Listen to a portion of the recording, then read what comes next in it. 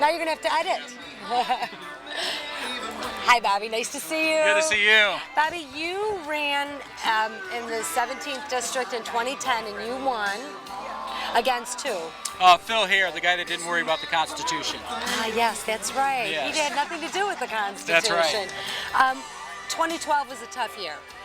Very tough, you know, especially with the bomb on top of the ticket here in Illinois. It was a very difficult, almost impossible task for a lot of us to maintain our seats. Well, also we had a little redistricting because of our epic fail in 2010, right? Yeah, exactly. You know, where they cut out a lot of the districts, but a lot more Democrats in some of the Republican ones that lean D. But you know, it's just one of those things that they had control to do. So now you're running again. Who is the current congressman? The current congresswoman is Sherry Bustos, okay. One of Nancy Pelosi's pride and joy. Oh, kind of like Melissa Bean was. Yes, ma'am. Bobby, what do you think federally is our biggest problem in our country? You know, I think number one is the spending that's going on. We have a president that is usurping the Congress every chance he gets and bypassing them. But I think the number one thing is to go in and have the guts to go in and do cuts and not be afraid, because if we don't, the 17 trillion is going to continue to grow. But how can we cut for people that are already hurting? I mean, that's what you hear is there's people that are already hurting. How do you cut their programs and their entitlements? Well, the thing is we don't want to cut those that truly need to our assistance, and we've got to take care of those people. But we have a large chunk of folks that are abusing the system. You know, some people have recommended to do like a work fair. If you're an able body, you go out and you clean parks or streets or what have you. We've got to come together. We've got to think outside of the box, because if we continue to allow people that should not be on the system, that are able bodies, the incentive by this administration is to have people stay home and become part of the system rather than incentivizing them to get out and work, and that's our problem. And there's a point where you get too many people not working. Who's going to sustain the system? Who's going to provide for that? I mean, doesn't anybody ask that question on the Democrat side? You know, we're seeing that right here in Illinois specifically. You're seeing a lot more of the folks that are workers. Where I work currently right now, we've brought in 8 brand new employees. All 8 of those people have moved over into Iowa, right across the river. And, you know, when you look at the difference between the hostile environment and non-hostile environment, they're attracting, you know, businesses in where we're shifting people out, or we're only creating government jobs. That's it. You know, that's a big difference. What do you think the biggest problem here is in Illinois specifically? You know, I think what we've got to do is get these the public sector pensions under control. I think it's a huge issue. And look, we're all for people being allowed to have pensions, but I just pulled up, for example, Rock Island County. You know, we've got 11 or 12 people there that I thought were making $50,000 a year salary. They're actually making over $100,000, and our local taxing government, our taxing body, is contributing $35,000 per year in their pension.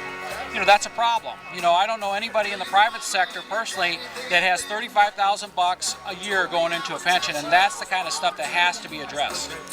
What do you think a good solution for the public pensions is? What type of reform do you think would be good?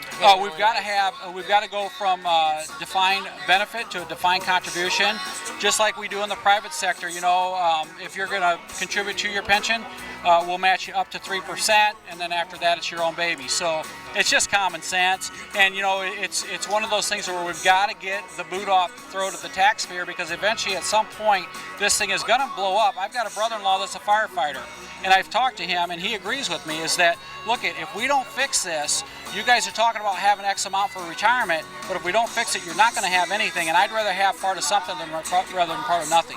Now, how does that mindset get out to the masses? Because the unions are so heavily invested in their pensions that when election time comes, they're fighting for something that they believe that they have a right to.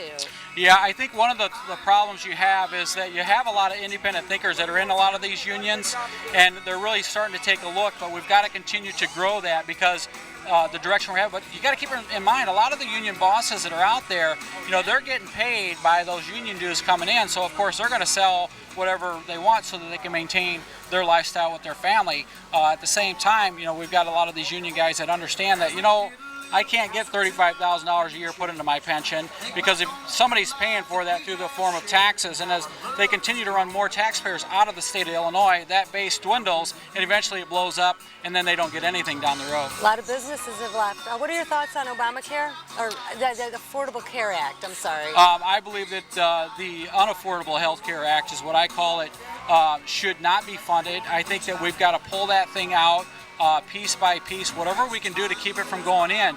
Look, they always say we don't have solutions to this problem, and we actually do as Republicans. I had a bill that actually anybody that is in the lower bracket income, the doctors would be incentivized by allowing the doctor to write off the free health care that they would give to these people.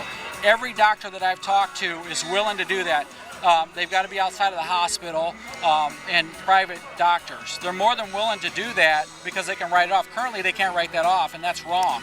It would incentivize docs to take care of the most vulnerable amongst us, and we don't have to, ruin our entire healthcare program. 1/6 of our economy.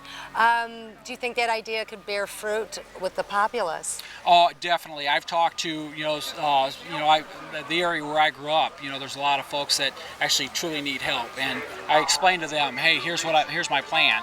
The dentists, the same thing. They would love to be able to help those people out, but at the same time, they should be able to write that off. If they're given $1,000 worth of health care, let them write it off at the end of the year. It's okay. And then plus, you're helping those people out that truly do need it. That is a win-win. That's definitely an actionable win-win solution.